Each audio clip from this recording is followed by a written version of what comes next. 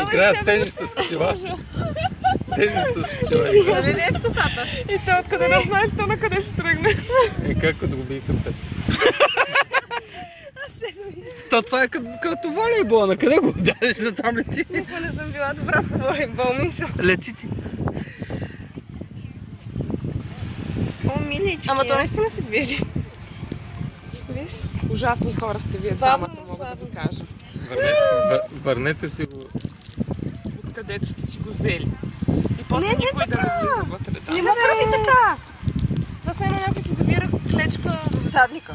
Каза човека, който току-що взе един камък и биеше. Та лези другата се преда да ти излезе. Боби, ела да го видиш! Да го видя. Ма той се разходи.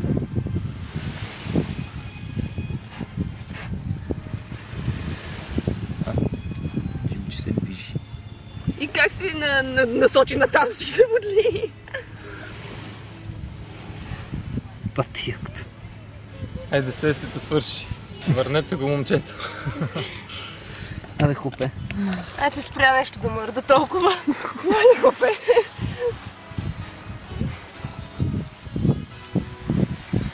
Стига де. Не, само беше да пипвам да видим. Да види, жив е. Остави го. Жив е. Гледай как си под...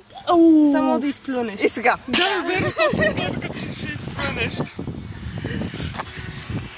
Стига, че трябва да ни върнеш до София, стига. Да.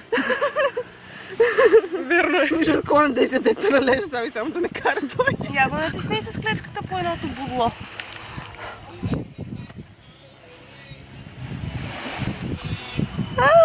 Ти, животинче. Как мърда обаче? Ми той си отива. И се опитва да се захване за нещо, затова си го вади това. Миличка! Вече се чувства изнасилен за днес.